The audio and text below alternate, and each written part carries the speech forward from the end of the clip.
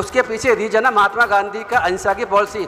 तो मैंने उसी एकेडमी में उनको कंट्राडिक्ट किया, उनका विरोध किया और मैंने कहा आप ये ठीक नहीं कह रहे हैं, आप पूरी बात नहीं बता रहे हैं। पूरी बात ये है कि गौतम बुद्ध साहब के समय और जैन धर्म बुद्धिज्म जो अपनाया आज से करीब 2500 साल के आसपास पहले, उस वक्त से अहिंसा का सिद्धांत हमारे देश में चलता आ रहा है। उसके बाद बाबा साहब भी आए, उन्होंने अहिंसक तरीके से आंदोलन किया।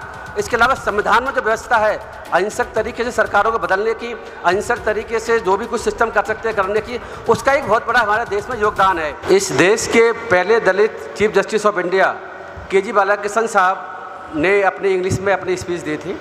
मैं आपको ये बताना चाहूँगा कि के.जी. बालाकृष्णन जी जो है सबसे पहले मजिस्ट्रेट के पद पर तैनात हुए थे केरल में। वो उन्होंने उसके बाद रिजाइन किया और रिजाइन करने के बाद में फिर हाई कोर्ट में वो जज बने और उसके बाद chief justice of high court, supreme court भी बने वो।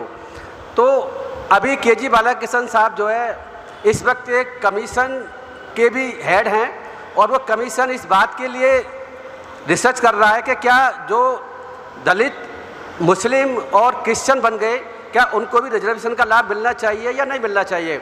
आपको शायद पता होगा कि पहले, अब से पहले बुद्धिस्ट जो दलित थे उनको भी लाभ नहीं मिलता था। 1990 में पहली बार ऐसा हुआ कि जो बुद्धिस्ट दलित बन गए थे उनको रिजर्वेशन का लाभ इस देश में मिलना शुरू हुआ। अब के.जी. बालाकृष्णन साहब रिपोर्ट देने वाले हैं, शायद जहाँ तक मैं समझता हूँ वो 10 तारीख तक, इस 10 तारीख तक उनका कार्यकाल है 3 साल का। क्या रिपोर्ट देंगे मुझे नहीं पता, जो भी देंगे लगता है लीगली और कानून के हिसाब से वो देंगे। आगे सरकार क्या स्टेप लेगी ये भी वक्त बताएगा। लेकिन ये बड़ा इम्पोर्टेंट एस्पेक्ट है कि क्या जो मुस्लिम और क्रिश्चियन जो दलित हैं, क्या उनको रिजर्वेशन का लाभ या अन्य लाभ संविधान के तहत मिलता है, एससी के लोगों को मिलेगा या नहीं मिलेगा, यह वक्त बताएगा।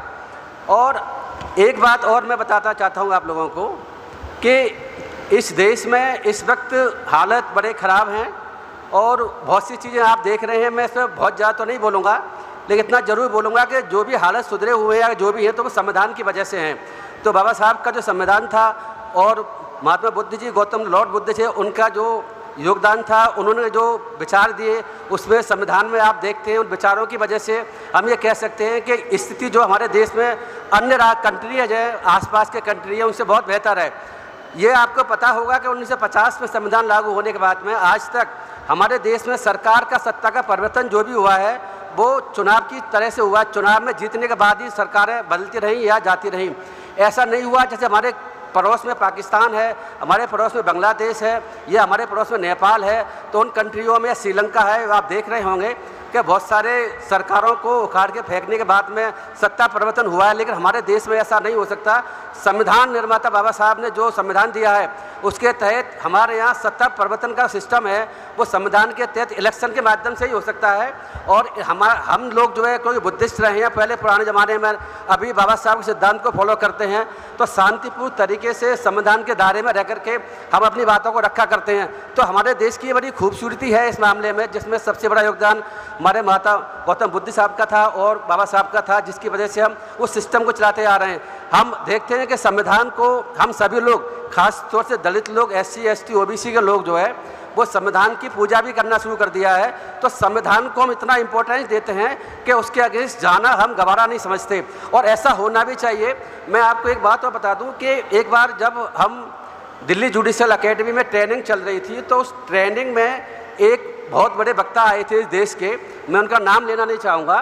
तो उन्होंने एक बात कही थी, उन्होंने ये कहा कि इस देश में जो अहिंसा का सिस्टम है, जो अहिंसा हमारे देश के लोगों की नस नस में है, तो उसके पीछे सबसे बड़ा रीजन है, उनके हिसाब से था महात्मा गांधी को बताया था। आज महात्मा गांधी जी की भी जयंती है और आज जो है शास्त्री जी की भी जयंती है। तो उस वक्त उनका कहना ये था कि इस देश में जो अहिंसा का सिद्धांत चल रहा है और हम लोग इतने हिंसा का सहारा नहीं लेते हैं, उसके पीछे रीजन है महात्मा गांधी का अहिंसा की पॉलिसी। तो मैंने उसी अकेडमी में उनको कंट्राडिक्ट किया, उनका विरोध किया और मैंने कहा आप ये ठीक नहीं कह रहे हैं, आप पूरी बात नहीं बता रहे हैं। पूरी बात ये है कि गौतम बुद्ध साहब के समय और जैन धर्म बुद्धिज्म जो अपनाया आज से करीब 2500 साल के आसपास पहले, उस वक्त से अहिंसा का सिद्धांत हमारे देश में चलता आ रहा है। उसके बाद बाबा साहब भी आए, उन्होंने अहिंसक तरीके से आंदोलन किया।